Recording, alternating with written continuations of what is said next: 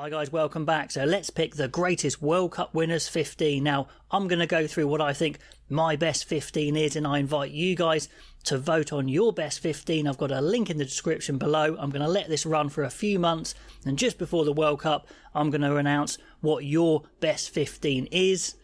Now, the rules I'm going for here, and it's pretty arbitrary, but this is what I'm going for. I'm saying the players available have to be in the match day 23 of the winning side in the final. Now, I know some replacements didn't even come on, but some did and made an impact.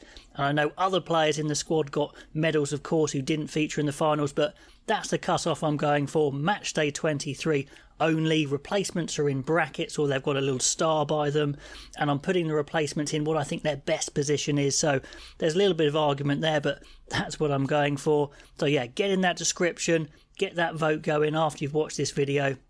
And I'd love to see what your best 15 is. This is obviously a very personal 15 for me from my memories. Now, yes, I have excluded the 1987 and 91 World Cups because mainly I don't like comparing amateur with the professional era. There has to be a cut-off, so 95 officially is when the game went professional. So I'm saying 95 is the first World Cup I'm considering. Now, if you want to include players from 87 and 91, please do. Plus, for me, I don't really have memories, particularly of those two World Cups, but that's the kind of arbitrary judgment I'm going for. So it's 95 onward, match day 23. Okay, with those rules in place, these are the World Cup winning nations. We've got South Africa in 95, then Australia, England, South Africa again, New Zealand back-to-back, and South Africa the last winners in 2019. So starting off at number 1, loosehead prop, I actually had only one person I considered straight away, a memory from when I was very young, massive Oz Durant, the big loosehead from South Africa, plus he came back and played again in the World Cup winning side of 07, so that was amazing. 95 he had a massive impact, and he had an impact all that time later in 07, so I think that's really, really impressive. Plus he was a great player, an absolute rock of a player in the scrum, massive carry, so intimidating to try and tackle, so he's straight in there for me at loosehead. Okay, so let's talk about the hooker. 3 guys I considered who didn't quite make it. Steve Thompson of England in 03, he was a great all-round player, big guy, quick as well, good set piece. I thought he was one of England's best ever hookers, maybe their best ever hooker actually. And the 2 guys I also considered were in the same team, Bongi and Bonambi, who started for South Africa in 2019, and Malcolm Marx, who came on. Either could have started. They loved that impact of the pure power of Marx coming on. Both of them fantastic players. But I actually gave the starting spot to Dane Coles of New Zealand of 2015, just because he took hooking to a whole new level with his athletic ability, played like a back in the back line as well. Great set piece, of course, but he would often be used out wide on the edge. Scored some just absolute worldy tries as well. Just that memory seared in my head of his ability. So he starts for me at hooker. Who would start for you? Now on to tight head prop, and for me it was quite an easy choice actually. Owen Franks of New Zealand, 2011, 2015, back-to-back. What a great player. Just would start whenever he was available. Just an absolute bedrock of that back-to-back winning side. So that's my front row. Into the second rows, and of course in the vote, please tick 2 of the boxes for those. The first guy I considered was John Eales of Australia in 99. Great leader, great athlete, and he kicked goals from second row. Absolutely fantastic. I'd obviously consider Martin Johnson, being an Englishman. Maybe in 03 though, wasn't quite in his physical pomp, but a real athlete in his day. Talking of athletes, Bakis Botha was an athlete and an enforcer, just a brute of a guy, so he had to be considered, as did the New Zealand pairing of Sam Whitelock and Brodie Retallick. Just a brilliant longevity to those guys. Great complementing of the pair, could have put them 2 together, but I'm actually going for a South African pairing of Victor Matfield at 4. What a fantastic player. Just a brilliant jumper in the line-out, especially a real line-out genius, great leader as well. And I'm going to pair him with Eben Etzebeth. I think he is a fantastic player, even though he's still playing. I think he's one of the greats. He keeps continuing to churn out top-level performances. One of my favourite players at the moment. So Matfield and Etzebeth, what a fantastic second row, I think. Now on to blindside flanker, and I am considering Richard Hill of England. I always say he's one of the best players I think I've ever seen. Just did everything so great, really quick, always in the right place at the right time. Such a useful guy to have, could do absolutely everything. Peter Steph de Toy of South Africa, in his pomp in 2019, was just a phenomenal player, one of the best forwards in the world. Just massive, great in the line out, could work out wide as well. But I'm going to give the position to Jerome Kaino. Again, a back-to-back World Cup winner is tough to ignore. He was always starting if he was available. That back row for New Zealand was phenomenal, and he was the big guy, the enforcer, the carrier, just really tied together that New Zealand pack. So he starts at blindside. Now on to number 7, open side.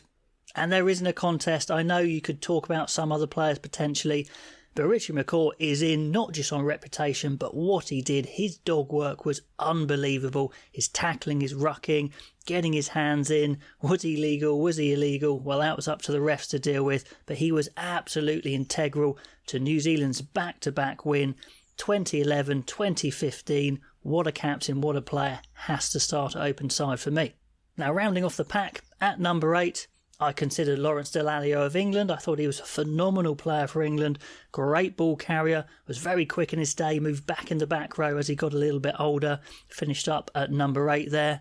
Dwayne Vermeulen for South Africa in 2019 was phenomenal. Just wrecked teams as a ball carrier. It was close, but I'm actually going for Kieran Reid. Again, another New Zealander, the whole New Zealand back row. He was just so good. Great line-out athlete. He could carry, he could tackle, he could operate like a flanker or a number 8 or a second row, and he was a fantastic leader. I thought he spoke to the refs so well. So he'd be in my team possibly as the captain, actually. New Zealand 2011, 2015, Kieran Reid, the New Zealand back row, rounds out the pack. Now into the backs and the scrum halves, the ones I considered were George Gregan of Australia, 99 winner. What a chippy player he was, really quick as well, great service, great sniper, brilliant player. He was close. Aaron Smith of New Zealand, I think, is just a phenomenal all-round player, still going, of course, as is Faf de Klerk in 2019. He was almost unplayable at times. But the best scrum half I've ever seen played, see it in my head, was Joos van der Westhuizen of South Africa in 95. He was huge. He was as quick as a winger, he was strong as an ox. He could kick, he could tackle. He generally was the best scrum half I've ever seen, maybe the best player I've ever seen. So he always starts in any team for me. At fly half, Stephen Larkham really impressed me in 99. The way he just attacked with ball in hand, captivated defences. Johnny Wilkinson's goal-kicking tackling was just a different level in 03.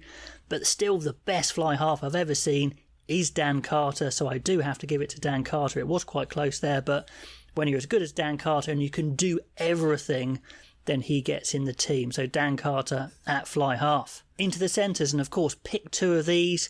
Tim Horan was close, a brilliant inside centre. Will Greenwood, more of a ball-playing centre, big gangly, but so central to many of England's attacks.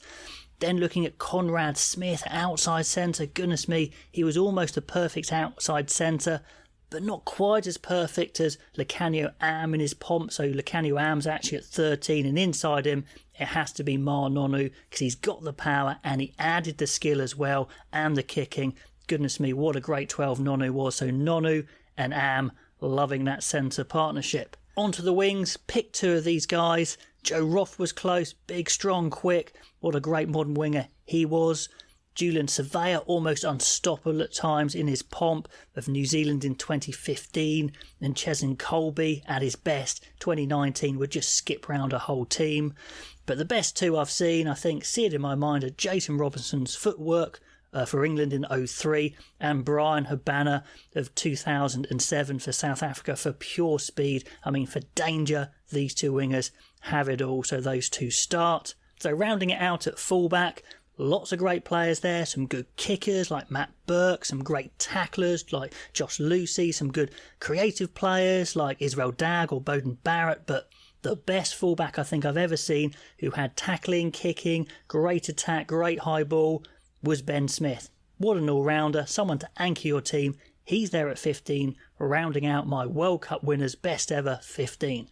So Let me know what you think of my selections, where I've gone wrong, and get in that vote. Get to the description, vote for your best 15, and then just before the World Cup, I'll come back with the results. Love to know what you think, and I'll catch you next time.